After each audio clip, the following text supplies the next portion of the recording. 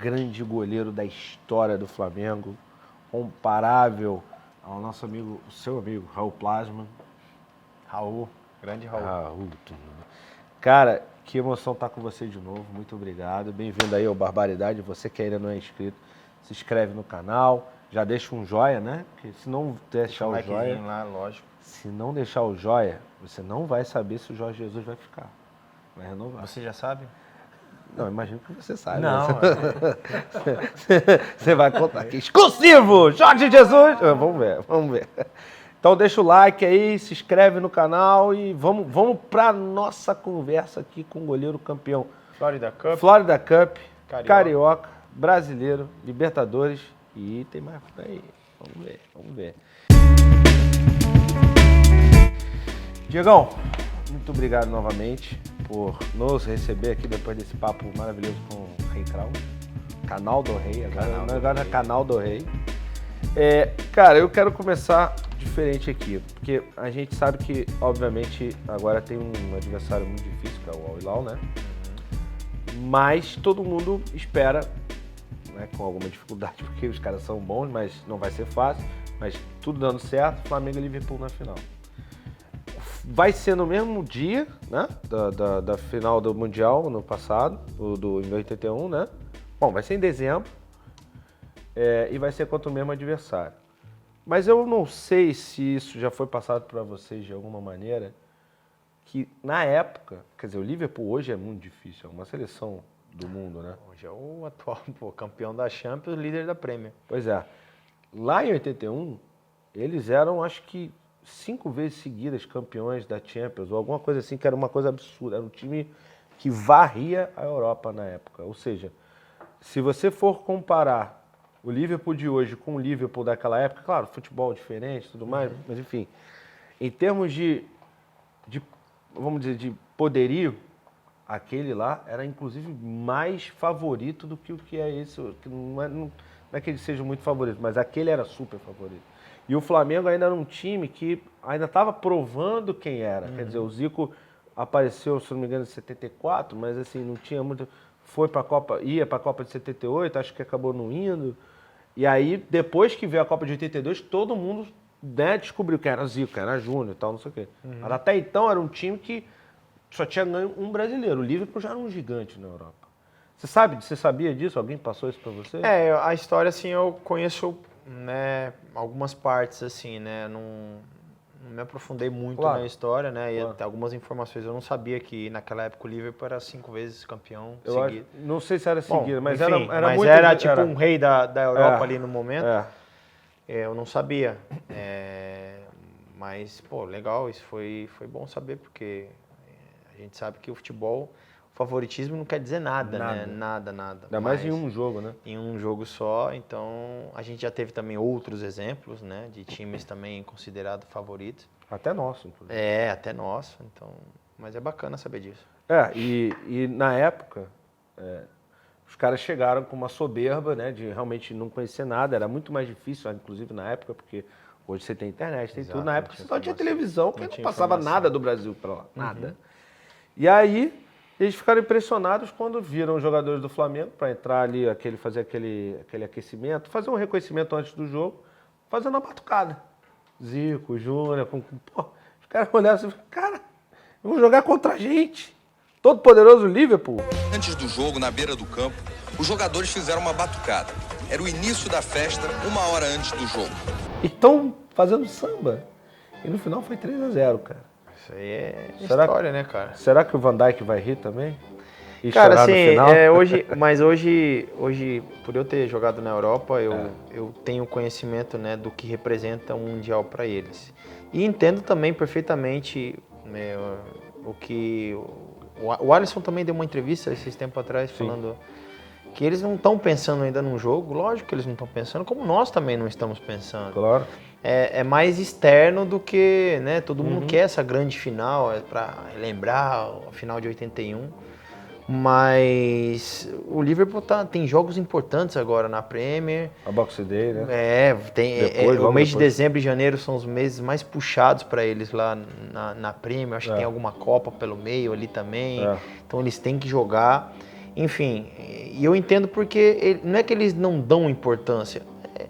Para nós é uma importância, eu acho que maior do que para eles. Eles têm a importância porque todos os times querem somar o maior número de títulos possível na temporada. E esse título é um dos títulos importantes da temporada.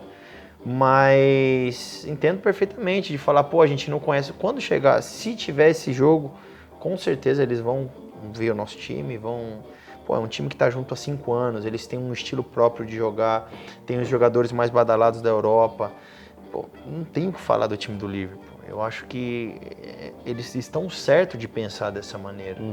Por mais que a gente queira tinha que pensar na gente. Não, cara, eles estão certos. Da mesma maneira que nós também, no momento, não estamos pensando neles. É lógico que existe essa do torcedor, vamos fazer. Mas o nosso primeiro confronto é contra o Al Hilal ou o Esperance, que são os 2 times que vão disputar essa prévia. Então, vamos focar também nisso.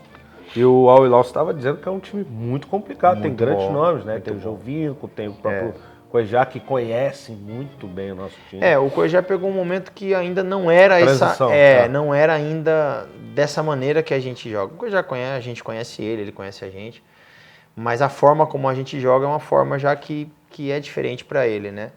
Agora, o Al Hilal tem jogadores que eu conheço, né? O próprio capitão do Al Hilal, o Carlos Eduardo, é um jogador que eu conheço da minha cidade, é um baita de um jogador. E o Jorge tem um pouco de receio sim, porque foi ele que montou esse time.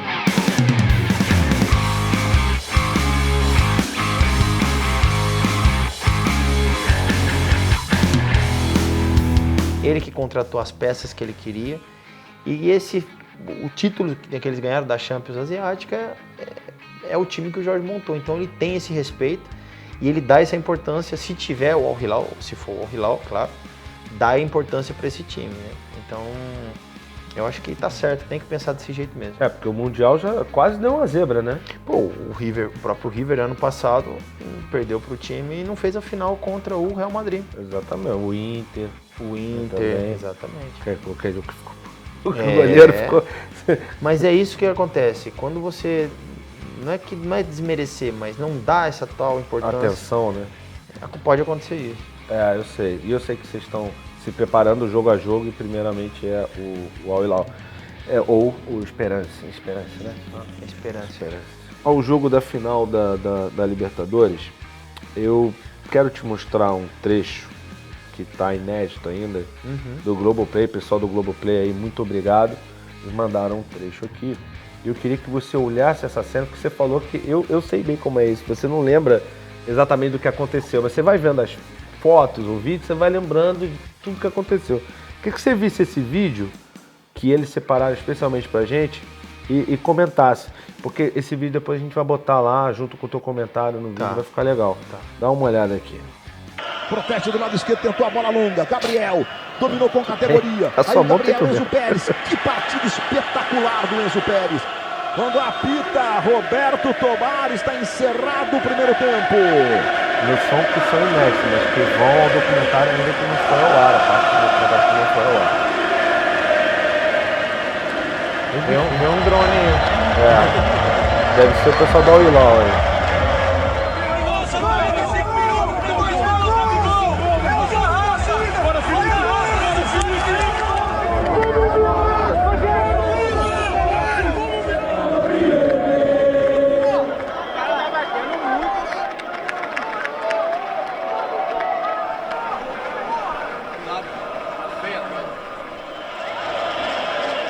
Você fala pra caramba, Chamou o né? pessoal para reunir. Deixei bem claro para eles, eu falei, aconteça o que acontecer, se entrega até o final, o máximo que puder. Independente do resultado final, se entrega. Porque eu sabia que a gente tinha a possibilidade de fazer um gol, né? Por tudo que a gente apresentou, pelos jogadores que a gente tem. O que você sente ao ver isso tudo aqui?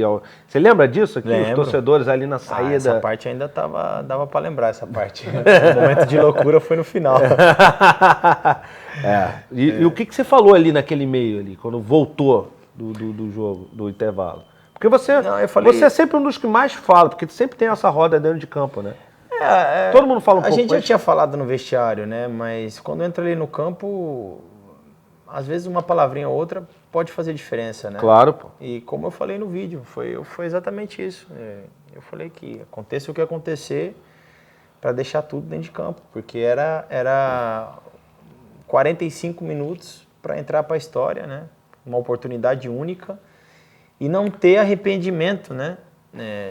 Poxa, eu poderia ter feito isso ou aquilo melhor. Então, eu acho que é o que eu falei. Outra coisa que eu falei para eles era que eu já tinha visto o nosso time fazer 4 gols em 10 minutos. E eu falei, o que era um gol pra gente? Eu falei, um gol a gente faz qualquer hora, qualquer minuto. Então eu queria passar isso pra eles, né? Falar, olha gente, a gente não precisa fazer um jogo espetacular, ter 20 chances. A gente precisa de um gol. Isso. Que pode ser em uma jogada. Então eu queria deixar isso pra eles. Mas foi aí que a gente começou a ver que no segundo tempo poderia ser diferente, né? E foi, né? Foi histórico, cara. E eu lembro que o Rei também falou da carta, né? Que você fez. E você falou uma coisa na carta que quando a gente venceu, eu pensei nisso. Você falou que era que nem uma luta de boxe. O Flamengo era que nem um Mike Tyson, que dava, depois dava de novo. E ia atrás do nocaute, né? É como se um boxeador. Você nocauteia, ele levanta. E você sabe que para terminar a luta você está prestes a terminar. Então é mais ou menos isso. A gente quando está ali, a gente sente essa atmosfera quando as coisas estão indo bem, de que o melhor momento de matar o jogo é quando a gente faz um gol. Algumas pessoas que ainda têm uma vontade, né, de alguma maneira, analisam aquele lance como um lance casual, de sorte. Não foi sorte. O Diego lançou do jeito que ele pegou na bola, já dava para ver que a bola ia bem. É claro que podia sobrar, podia o Gabi matar no peito, mas a bola foi ali direto para aquele fim. Né? Não, a verdade é que, como eu falei, na jogada, é uma jogada que a bola está dentro da minha área. O Everton tinha acabado de falar comigo, Diego, vamos segurar que na prorrogação a gente ganha. Eu saio jogando em curto com o Rafinha, com o Rodrigo Caio joga no Rafinha, se não me engano. O Rafinha pega a bola, toca no Diego. Quando o Diego recebe e leva a bola, o Diego levanta a cabeça e vê o Gabi fazendo o movimento, joga. Nisso o Bruno Henrique já está perto. O Diego faz um lançamento para eles lá mesmo, não é um chutão, é um lançamento. E aí acontece a jogada, né? Como ele já tinha lançado também na Copa América, né? Pro gol do Adriano. E perde num jogo dramático por 2-1. Pode até empatar. Quem sabe agora? Capricha Adriano. Olha o empate! Gol! E assim, o River saiu um pouco do modo deles de jogar, né? E quando você tenta fazer, que o River fez, que o Botafogo também fez, de tentar pressionar sem você passar o ano inteiro, porque o Flamengo hoje faz essa pressão mais em cima, mas está treinando desde a Copa América. Uhum. Os caras não treinaram isso tudo. Então, o que você falou é muito verdade. O cara ia cansar. E cansar. Mas se você vê no jogo, quem entra no jogo, ele não, em nenhum momento ele fecha o time do River. Ele coloca o Prato. O Prato é um atacante. Sim. É um atacante de área. Não, eu tô falando de fechar, eu tô falando de marcar em cima. Não, então, por ele ter colocado o Prato, demonstra que ele queria marcar o segundo gol e matar o jogo. Uhum. Né? Talvez numa bola aérea para ganhar uma segunda jogada, né? Com o chute, o Armani é um goleiro que chuta muito forte. Então, talvez para ele poder baixar e ter a segunda bola, o Prato é um jogador mais ideal para isso, né? Os outros eram mais rápidos. E aí, automaticamente, ele coloca o Prato e o Prato é o jogador que perde a bola, né? Na jogada do primeiro gol.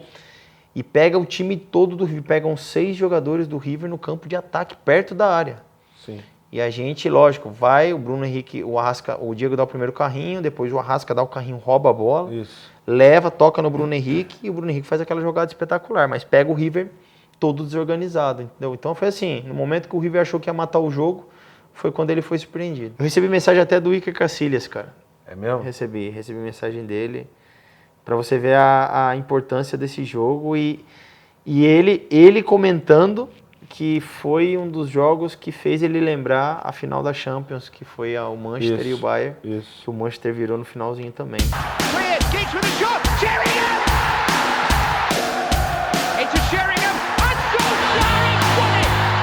Você falou que o jogo do Emelec foi um divisor de águas diria até na temporada, né?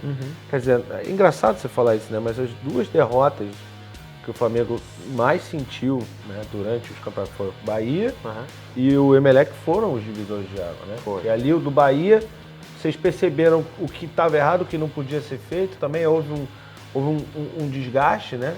Não, na verdade, contra o Bahia foi pós o Emelec, né? Isso. Foi pós o jogo da classificação do Não, Maracanã. mas eu tô falando que serviu como divisor de água também para o brasileiro. Não, serviu, mas eu falo... Não, é desculpa, aquele dia o Bahia Não, fez claro. um grande jogo, lógico.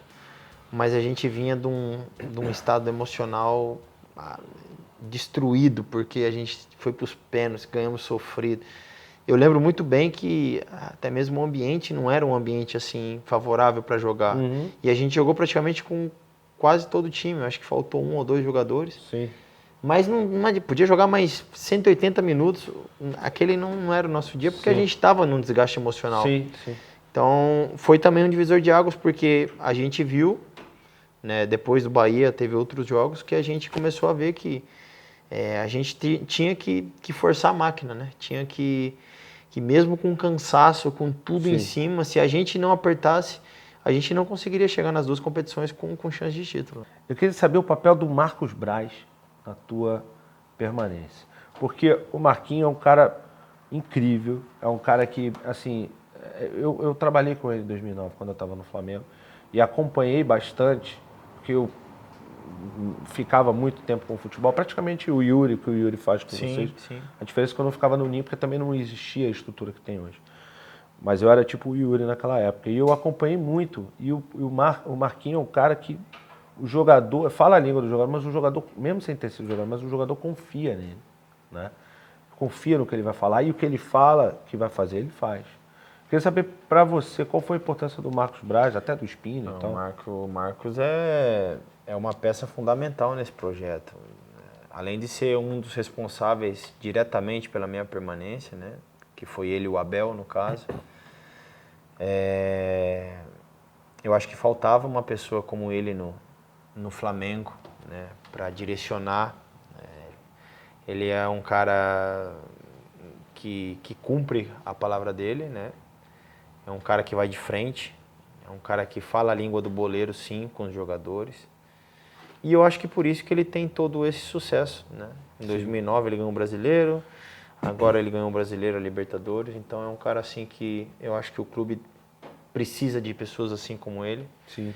que entende o Flamengo, que sabe gestionar jogadores, que sabe levar situações negativas, situações positivas, momentos ruins do lado do time, momentos bons à parte, sabendo que o trabalho dele foi muito bem feito.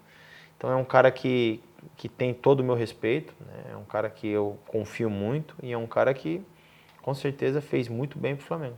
Com certeza. Isso eu já sabia que ia fazer mesmo. Eu queria falar também, voltando ainda lá atrás, falando da Florida Cup, né?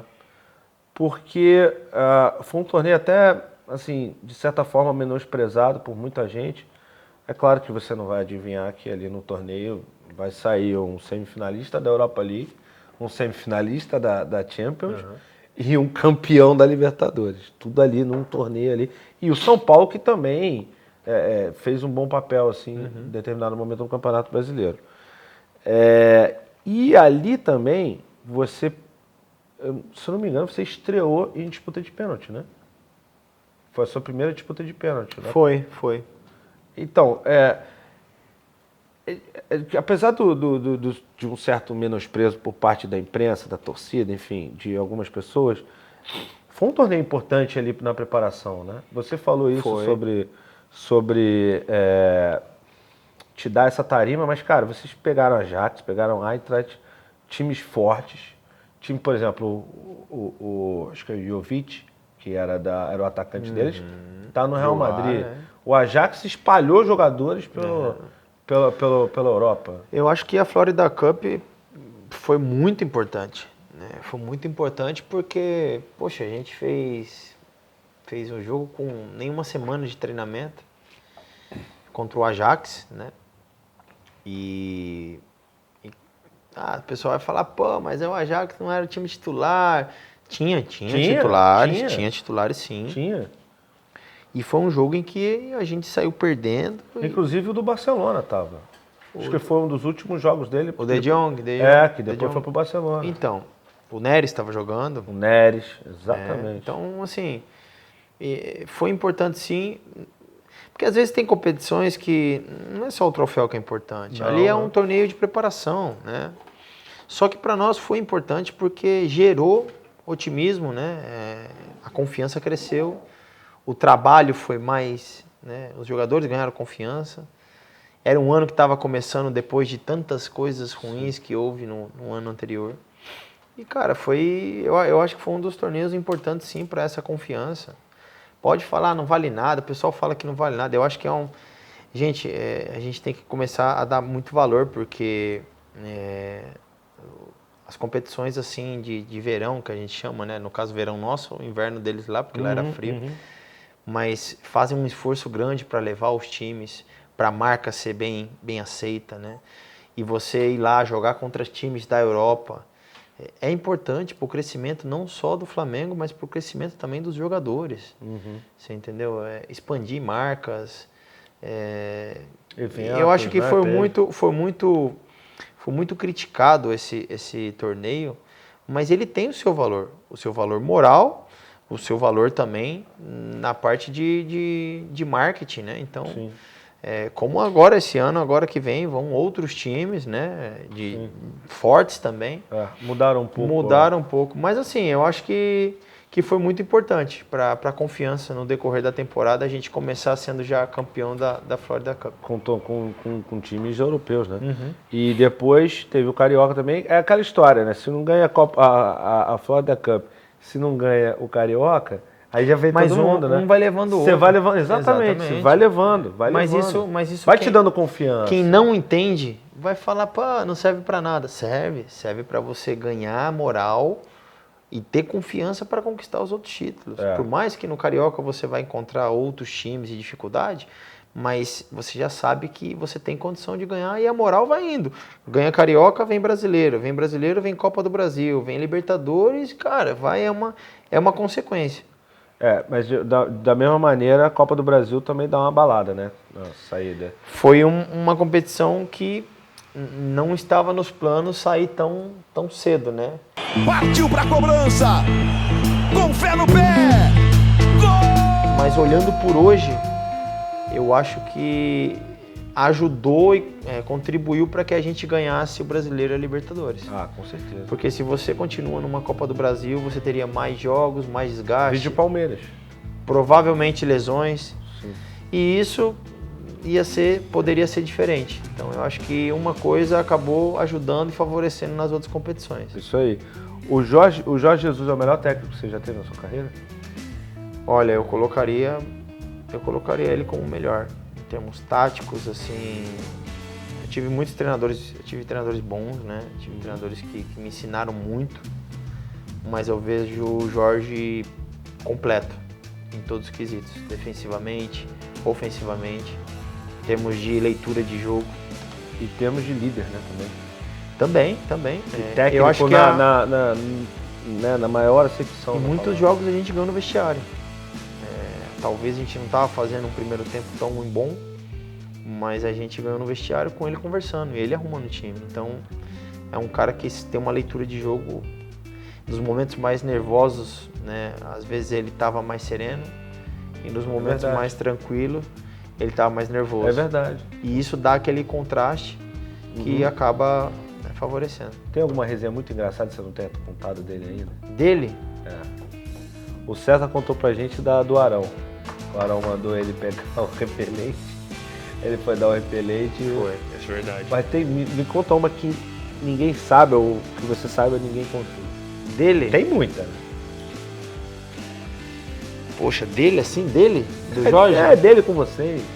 Alguma coisa que ele falou. No começo a gente tinha um pouco de medo, né, cara? Medo assim, um pouco de receio, né, cara? Porque ele tem um jeito agressivo de falar, mas não é agressivo faltando respeito, é o jeito dele, é o jeito direto, né? Direto, ele é português, assim. Mas, cara, não tô lembrando só das duras, né, que ele dava, das broncas, as primeiras broncas dele era engraçado demais. Aquela do Porque o jogador já dura sabia também. que... Teve um primeiro treino nosso, primeiro não, na primeira semana, né? Ele pedia pra chutar muita bola, né? E eu tava chutando de direita e de esquerda, né? Chutava. E aí teve uma hora que eu fui chutar de esquerda e ele parou o treino e falou, pera. Por que você tá chutando com a tua perna, com a tua outra perna? Aí eu falei, que outra perna? Ele falou, não, por que você tá com dor na perna? Se você tiver com dor, sai do treino. Aí eu falei, não, eu tô chutando com a minha perna boa. Aí ele falou, você não é canhoto, você é direito, você chuta com a direita. Eu falei, não, eu sou canhoto. Aí ele falou, ah, eu sabia. Pode chutar. Eu falei, porra, pra você ver, eu tava chutando com a direita e com a esquerda, mas ele não sabia que... Aí ele parou o treino, aí todo mundo falou, vixe, vai dar bronca no Diego agora, é a hora da bronca. É praticamente um ambidestro, né? Não, é costume de chutar, mas como tinha que chutar muita bola, aí a gente não carregava só uma perna, eu carregava as duas, né, ficava chutando. Claro. Ele viu chutando, ele falou, mas você tá chutando com a perna ruim por quê? Tá com a outra doendo? Eu falei, não, é a perna boa. Ele, ah, pois é, eu sabia. Eu falei, então tá. Eu lembro também de uma história que você me contou lá no FIFA do Cotinha, que você não foi uma discussão pro lado ruim, mas foi uma situação em que você falou alguma coisa, ele disse que não era, depois aconteceu, ele virou para você e falou, você tinha razão. Não, foi... A gente tava fazendo um trabalho tático e aí houve um cruzamento na área e eu falei, sobe. E automaticamente quando eu falei sobe, né, aí acabou a jogada e ele falou assim, parou, falou, não, Diego, não pode falar sobe, porque se você falar sobe, aqui você tem que falar tira. Aí eu falei, tá bom, vou falar tira. Aí no outro cruzamento, né, cruzaram, eu falei, tira! Aí tirou, aí ele parou, aí ele falou, por que você falou sobe? Aí eu falei assim, olha... O sobe, eu falei para tirar. Eu falei, quando eu grito sobe, é para tirar de cabeça a bola. Aí ele, sobe, Não, então tá certo. Porque ele achou que eu tinha falado sobe para subir a linha. Entendi. E quando não era, o sobe era para tirar a bola. Mas é a diferença. Às vezes o português de Portugal gera um pouco de dúvida, porque são palavras que às vezes para ele é uma coisa e para nós outra. E você, quando estava jogando lá no Valência, ia enfrentar o Real Madrid no Bernabéu, como é que era, assim? A bola vinha de um lado, vinha do outro. É tipo Palmeiras Grêmio. Calma, ali, você tira a minha... Ali não. Ele sabe porque eu tô perguntando isso. Não, é difícil você enfrentar esses times. Na época do Real Madrid era complicado, porque o que o Flamengo faz hoje no Maracanã, de fazer um gol e já logo em seguida a possibilidade de sair o outro mais rápido ainda, com o Real Madrid acontece isso. Até hoje, no Bernabéu é muito difícil. Naquela época, teve jogos assim contra o Valência e Real Madrid, que a gente estava ganhando o jogo no Bernabéu e eles empataram no minuto 93. Mas assim, fez um gol aos 86 e empatou aos 93. Então, é uma avalanche, cara. Eu já senti isso na pele, sei como é que é. Eu sei que você já sentiu, que você falou lá. Então você compararia esse Real Madrid, claro, né? Não compara. Não, então não compara, esquece. Compara pra quê? Tem nada a ver, porque é outro... Não, mas em nível de... Assim, beleza, eu entendo o que você tá falando, mas assim, em nível de diferença, não é comparar o Flamengo com o Real Madrid. Não, em nível Diferença de atmosfera.